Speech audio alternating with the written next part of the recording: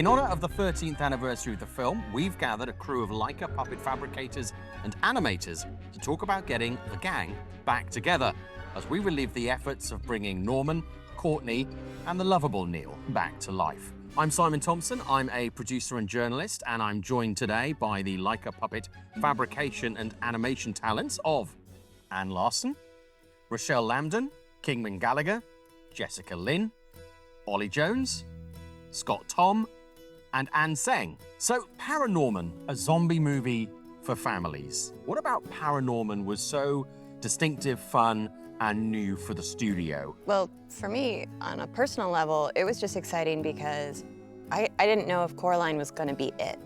And so getting the call of like, we're doing another one was just really, really exciting. We were more seasoned, slightly bigger team. Yeah, just being grateful that I got to make another one of these movies. During ParaNorman, because RP had these new printers that could print more complex colors and designs, so like Neil could have multiple freckles instead of Coraline's specific 7 on her face. So this was kind of the start of when puppet paint could determine the look of a character. And then RP would take this painted maquette and you guys would do the texture paint and print out those faces. We started using VFX in a completely new way where we're kind of incorporating the handmade, but actually having that be mimicked and have a harmony between VFX and practical. So I thought it was a start of something completely new. Even after like the success of Coraline, I think this is where we really made our mark. My favorite thing in children's films is that it kind of traumatizes the children just a little bit, because those are the ones that sort of stick with you. But the look was so different. We started with drawings that made no sense to me. I had no idea how that was going to translate into 3D, but that was exciting because when you look at something, you're like, I don't know how I'm going to do that. That's kind of the most fun. How does this look of show affect the puppet builds? You end up with characters that have knees in different places, legs of different lengths, and when you're working with the asymmetry and the scale interests in these characters, suddenly you're in a whole new world. Norman's shoulders here, he actually has one shoulder bar on this side, which is actually longer than the other. And if you look at Courtney, she has one knee that's cocked here, and that's less because of her hip is in a different position, but she actually has one leg longer than the other. And on the inside of her thighs, the bars are actually asymmetrical and taking turns, which all means that they're going to have to be hand bent. You can actually see there is a real discrepancy between the size of her ankles. You can see one is really thin and one is really thick, and she has one foot that's larger than the other. One of the simple things that we will often talk about when we're designing a puppet, we'll ask the simple question, can they touch their own head? And that's not a given. Norman, his body's what, 3 heads high, which is a little atypical for a human. So that puts us in a position where we have questions about his hoodie. That hoodie, if we actually made it go over his head, you know, he'd look like he was wearing a potato sack on his head. So we just have to make a choice that that's not part of his look. If you want to hide a character's face behind a book, that works perfectly fine. But that same book held down by the side of his body will now look like he's, you know, carrying a poster. So you might have to make 2 books.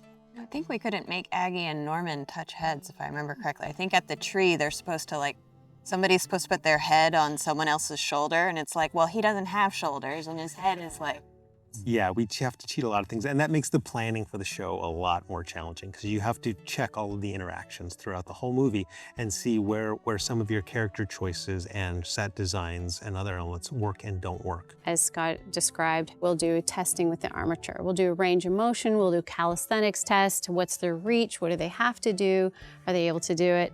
They will then apply whatever silicone or like skin we've decided on. And the same with costume and hair and eyes, everything. We start to layer it all. It does not stop until we really finish the film. We may have gotten 90% there. We can do most of the shots, but a lot of shots still have some surprises in them. And then frame by frame, you're still trying to figure it out. So it's a constant process, but I would say that's the general way that we work together.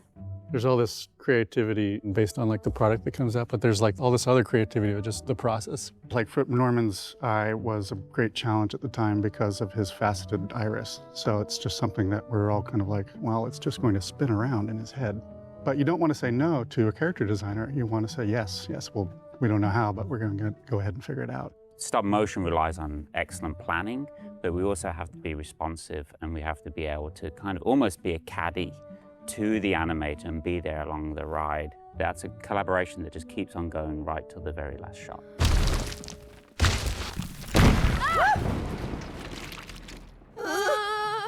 I remember being really impressed with Courtney's ponytail and how, I think it was the first time that I'd seen materials be passive in stop motion, and with that we weren't trying to control everything. So the front of the bangs are wired so you can move them around.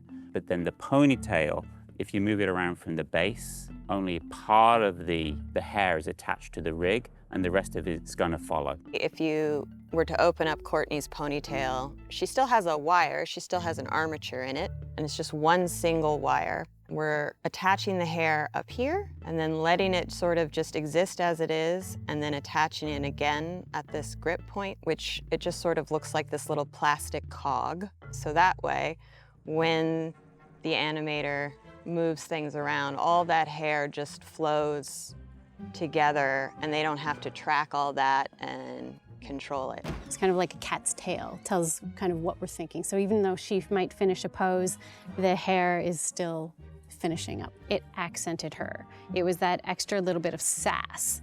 Oh yeah? Prove it.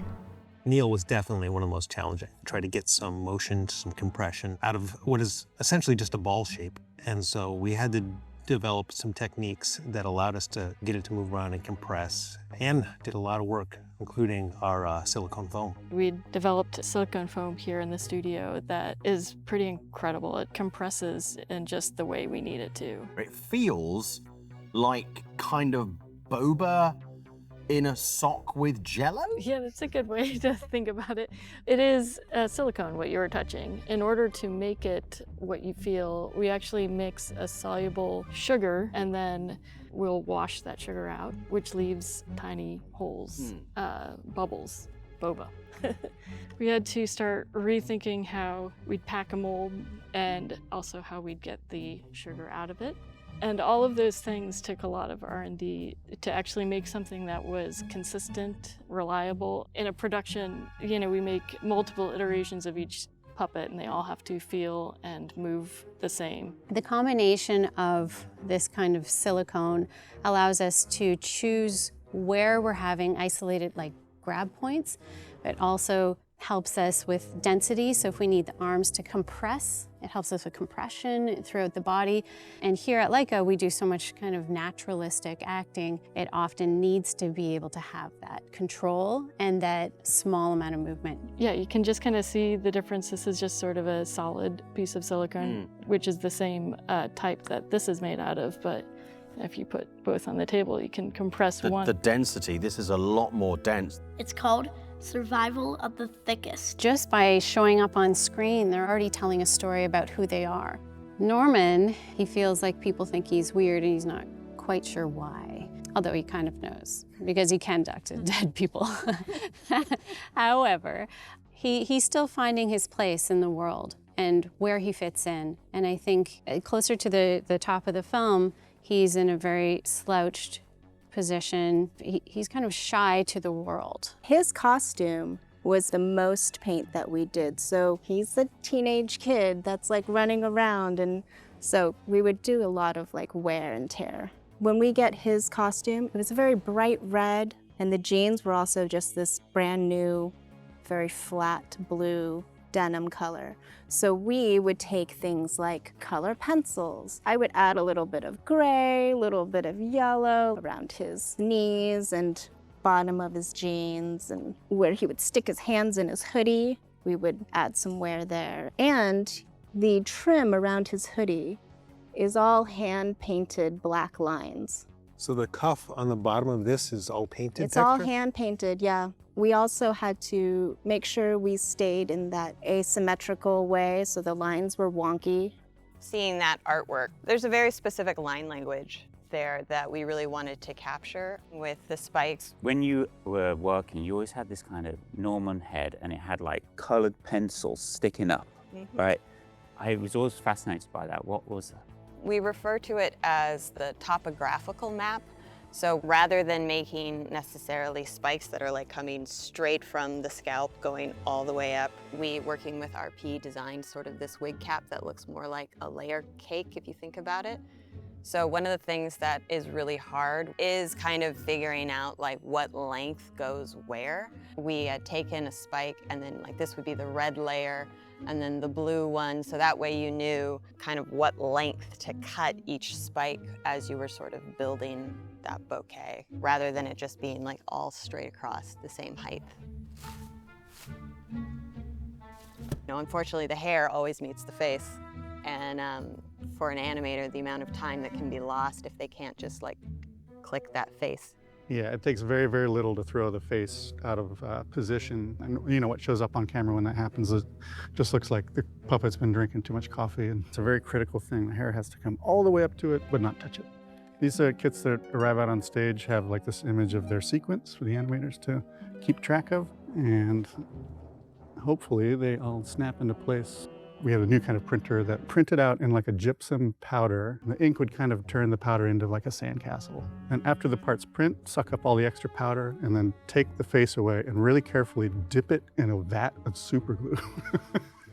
Awesome! We have since moved on from that powder printer and have a full color printer that prints in hard resin plastic. So no super glue anymore. We were doing kit-based animation at the time, and now we're printing the entire shot. Instead of maybe 30 faces that might appear during a shot, you might get hundreds or even 1,000. There's a little bit more flexibility with the split faces and having the kit at the time. In some cases, there were opportunities aside from the kit to bring something nuanced and something with this specific amount of character that needed for the scene. I just wanted to say thanks. You stood by me all the time. Just the puppets, they're never really put away fully. We're always referencing them. And so we're constantly pulling them back out. They're like a legacy, they're family that's in the past. That's what's so special about what we just did here, seeing exactly where we could improve. We'll look back at all the old ways that we used to make things and be like, oh. But it's super important to be able to preserve all of that. I remember one of the animators, I caught him in the airport after one of the shows, and he was really sad that he was going to have to say goodbye to all the characters, you know? It's always really surprising to meet somebody that these characters were important for. Really remarkable to see someone who they're in a safe place for them, you know? So yeah, they're worth preserving for sure. There's always someone out there for you. Somewhere. Like Norman himself, these puppets remind us that the past can speak, but only if we preserve it. I promised I'd always look out for you. Get your gang together, face your fears, and see ParaNorman in theaters in remastered 3D the way it was meant to be seen.